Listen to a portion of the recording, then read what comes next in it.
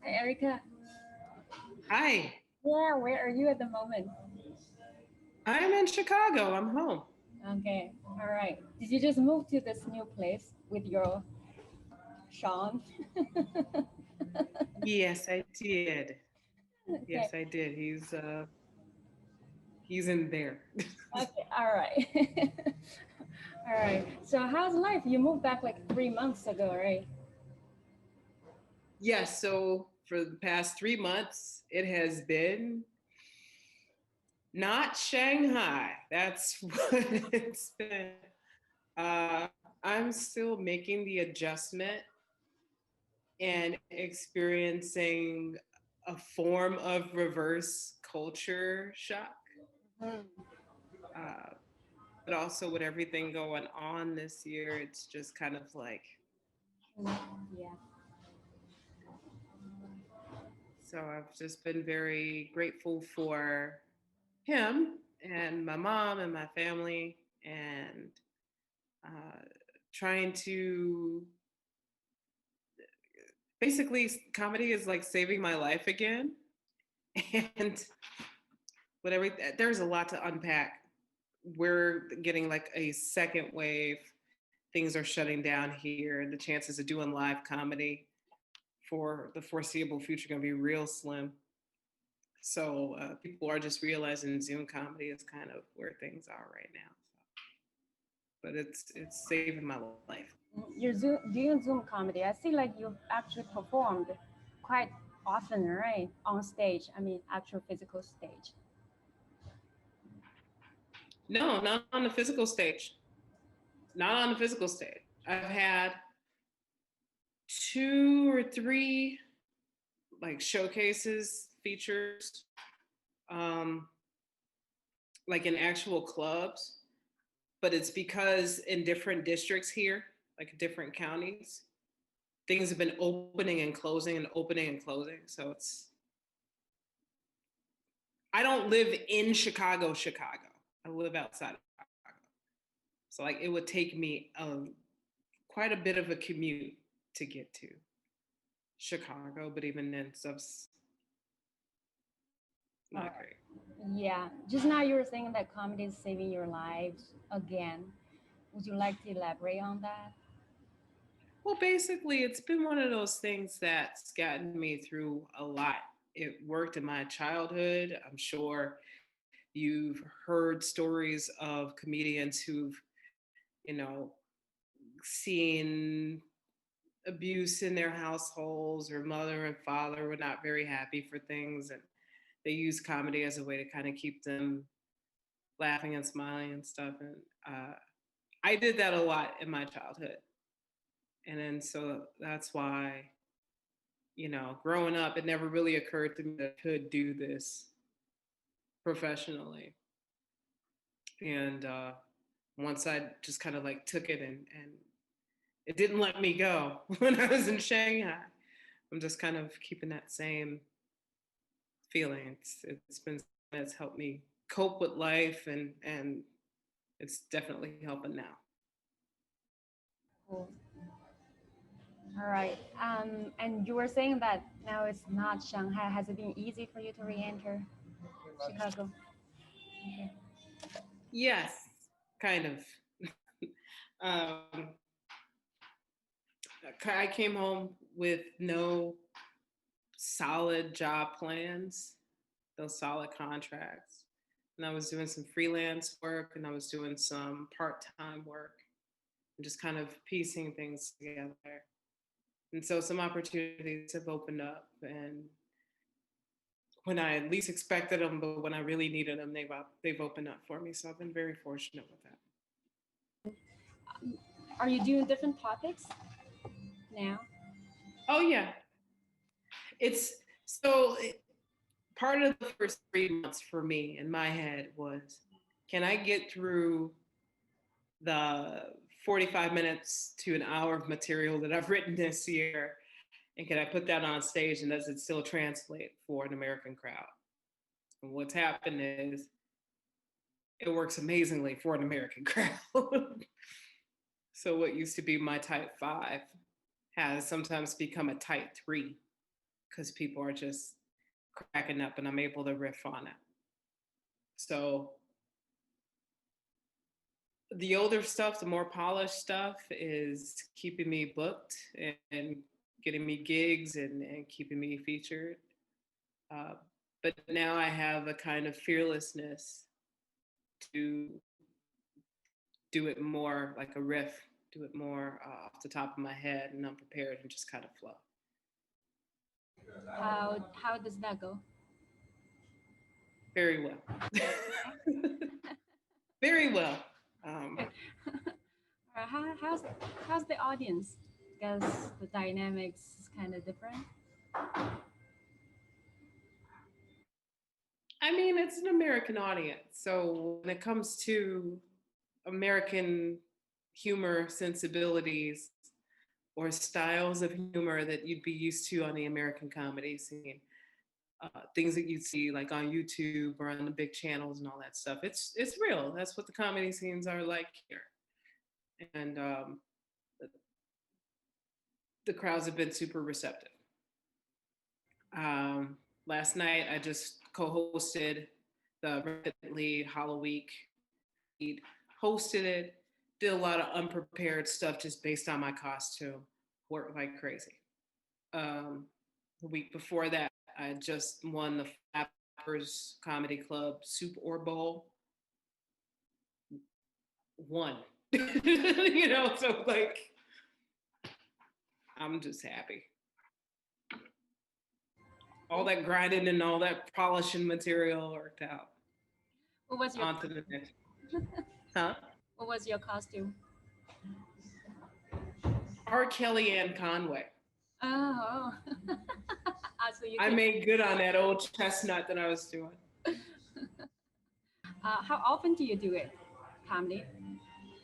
Like per week?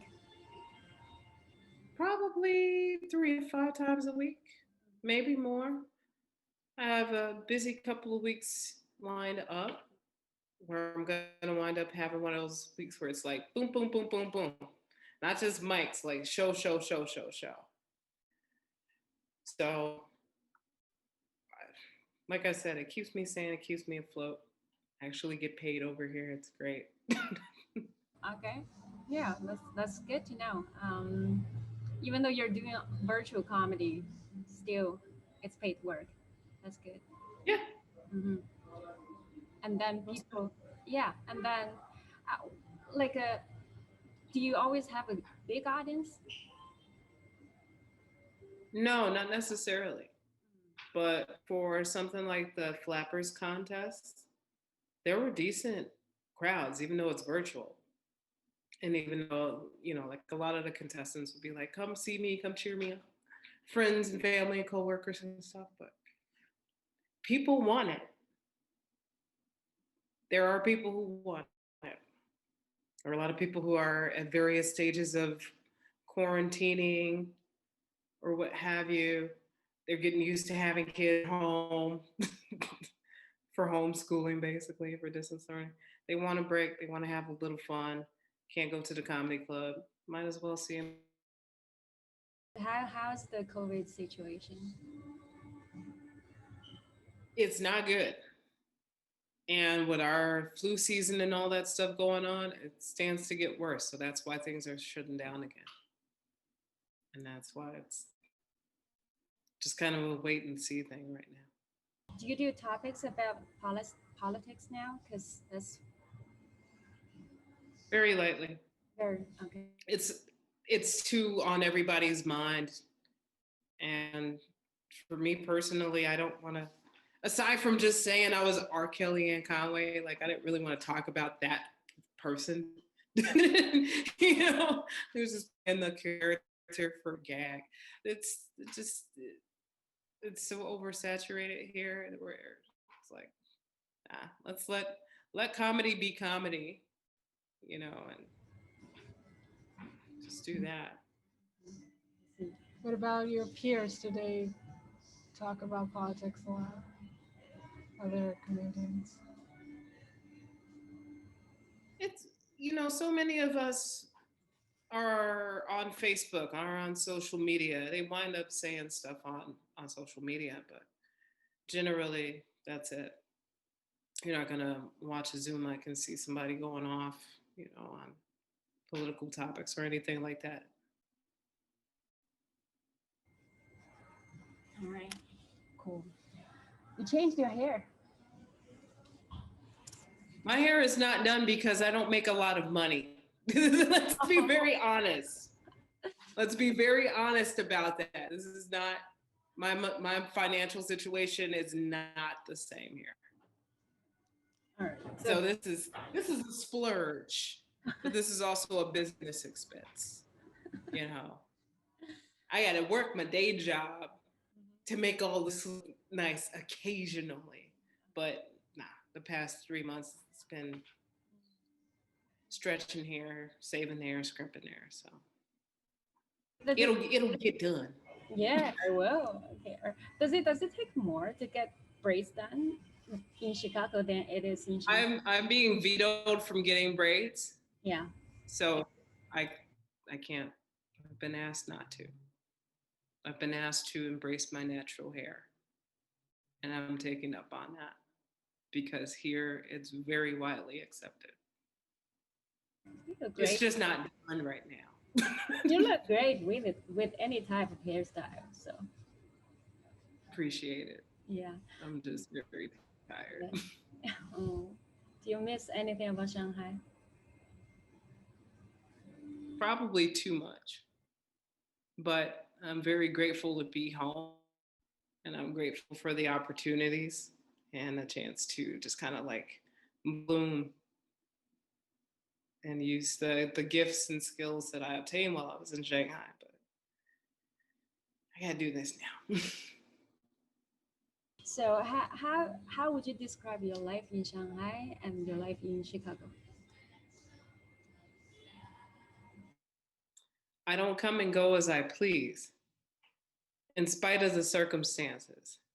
And even with, I mean, it's totally night and day. Uh, there's like no way to compare it, especially because like, I don't know, it's a lot. All right. Yeah, it's hard to. You were here for 4 years, right? Just about, yeah. So it's 4 years. 4 years is a long time. Mhm. Yeah, yeah, and it's Quite a long time. quite a long time.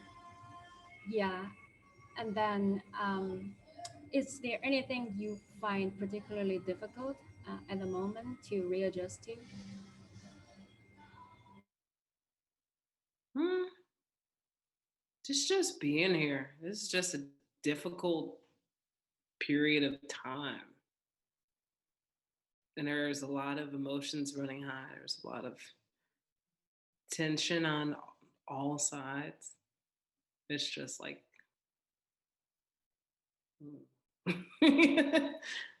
that's the best way I can put it. It takes time. It takes time. When do you think things will get a little bit better in terms of the pandemic? I can't even speculate on that because it's just,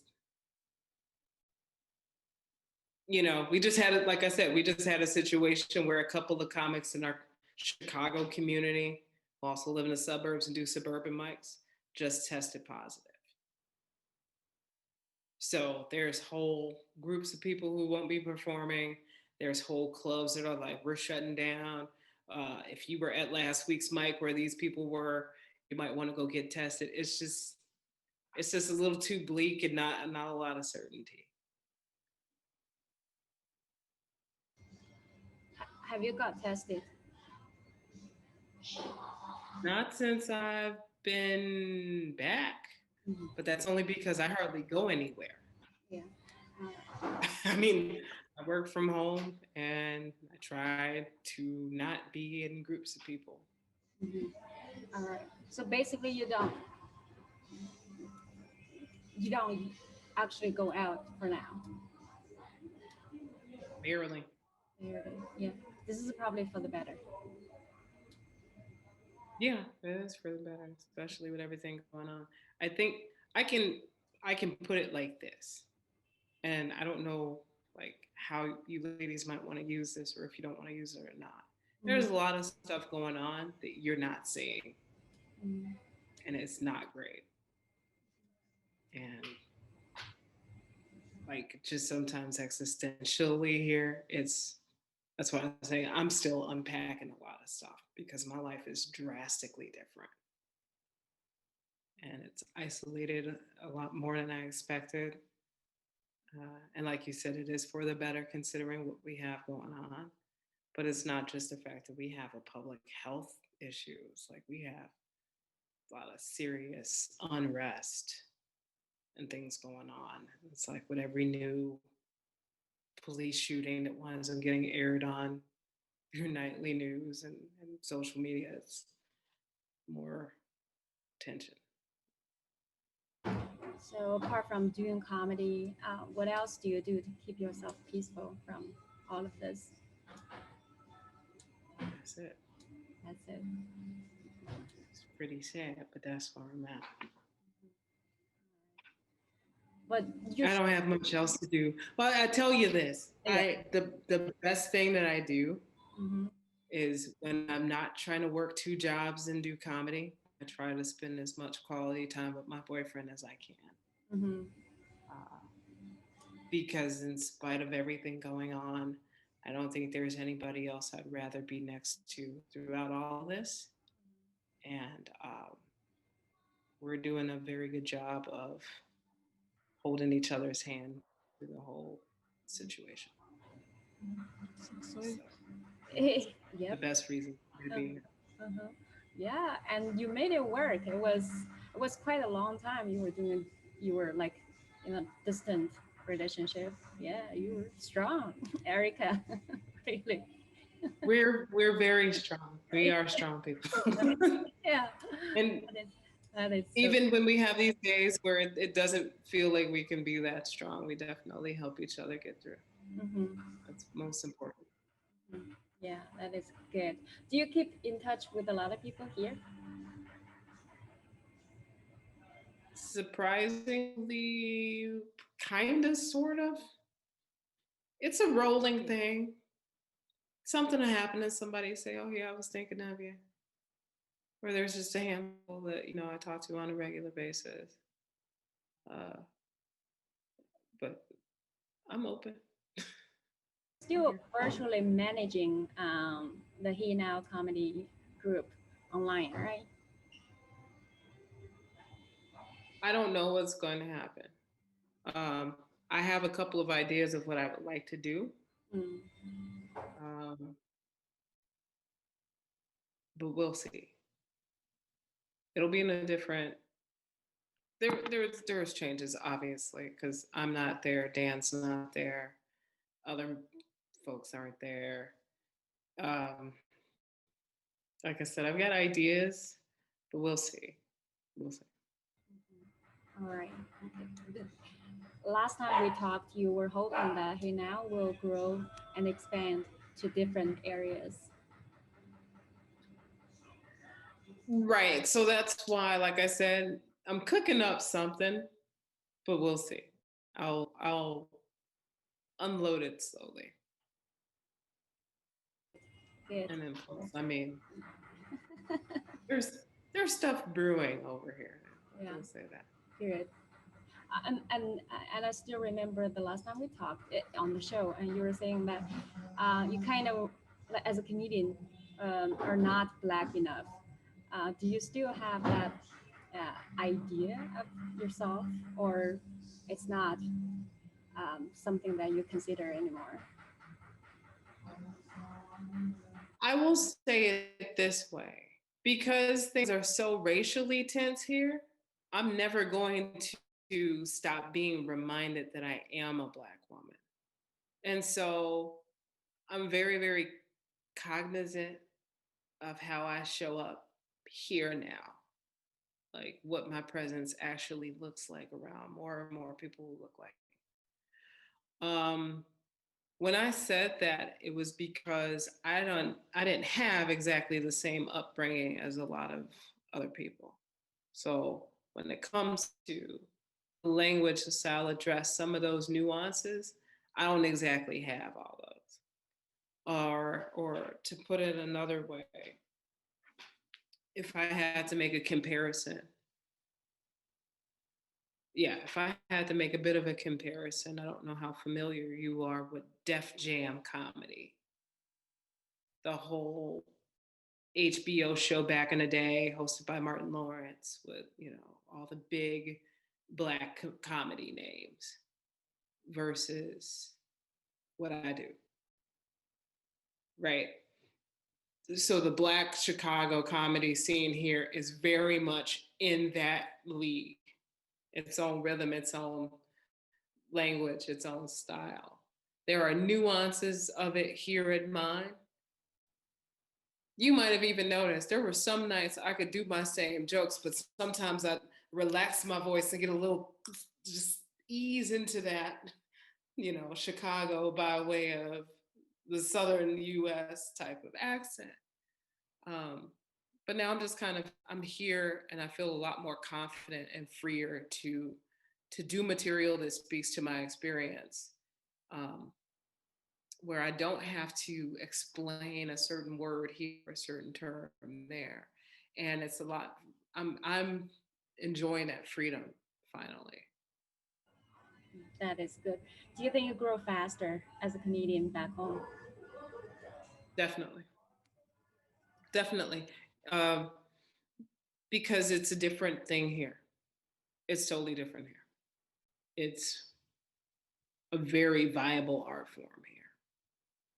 And now more than ever, where social media is helping us get some kind of semblance of normal, and more of us are using um, those kind of American freedoms to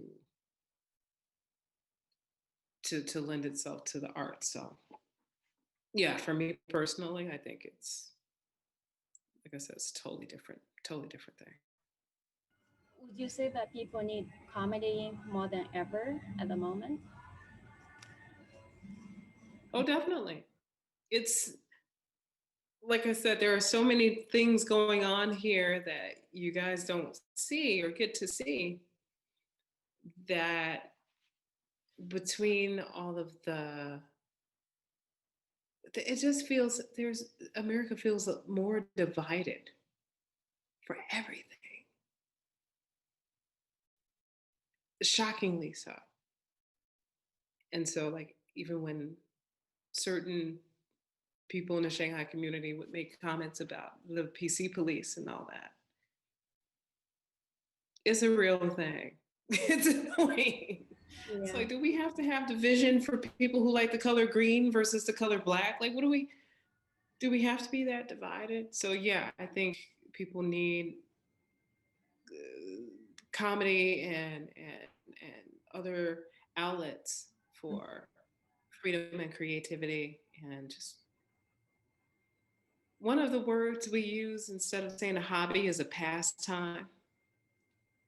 People need to spend more and more time passing doing these kind of things instead of griping and being divided. Yeah. But in this climate, you're having a biracial relationship. Have you guys experienced anything that's either positive or negative, or is just normal? Nothing special. Yeah. Hey baby. uh, Seriously, we do a Yeah, lot. a lot. Hey, but we have experienced some bad looks. We haven't really had people make too many like bad remarks or anything like that, but um, just because it's so tense, like I said, we get stares, but you'll find us being one of the only couples that'll be walking around holding hands in spite of everything going on. So Yeah. Yeah. All right. That happens. I mean, people look everywhere, I guess. They do. They You, do. And I you, mean, yeah, go ahead. no, I was walking around with my purple braids for quite a while. He has long blonde hair, so we're kind of striking couple with crazy hair going around. So I get that. Yeah, that's about it. We just try to avoid certain places, because we live in an area that's pretty diverse, pretty multicultural. But like I said, we still wind up getting some looks sometimes. So.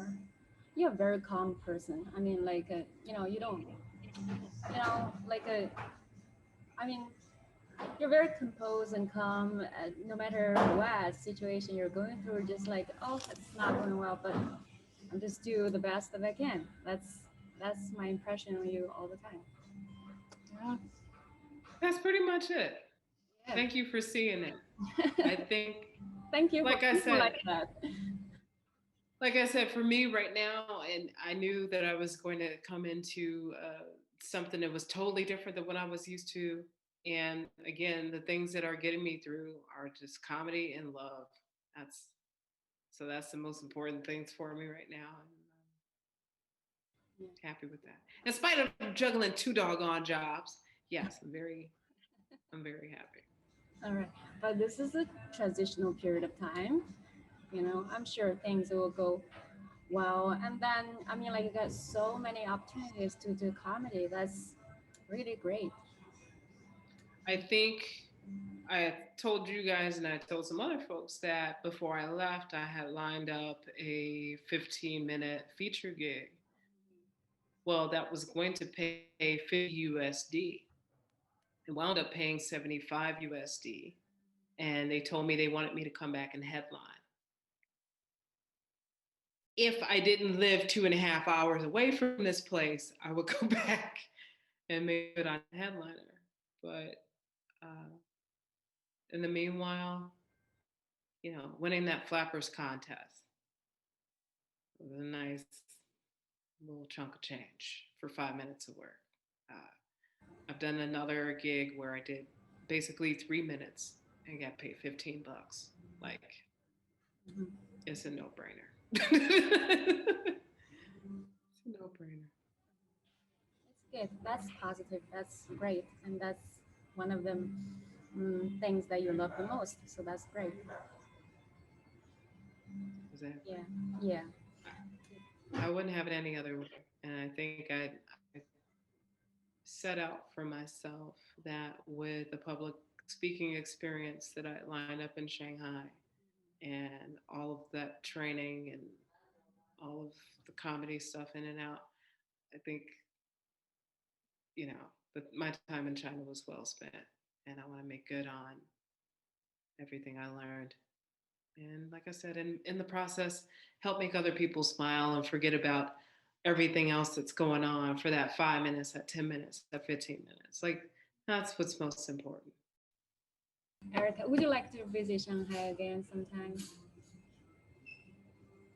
If I can headline the big theater, sure. We got big theater. I'll work that leftover woman joke for all that's worth and come back a headliner. That would be great. Great. Yeah, we'll be so excited to see you here again. That would be cool. Yeah. All right. Leah, do you have any questions? Uh, I mean, it's just nice to see you and hear you talk about stuff. um, Likewise, it's great to see you ladies. like you said, it's it's nice to get paid and doing like virtual comedy. But do you think there is a potential for I guess comedy in US to like go into a direction of real comedy, real onstage comedy, like faster, or it's just not gonna happen for a while?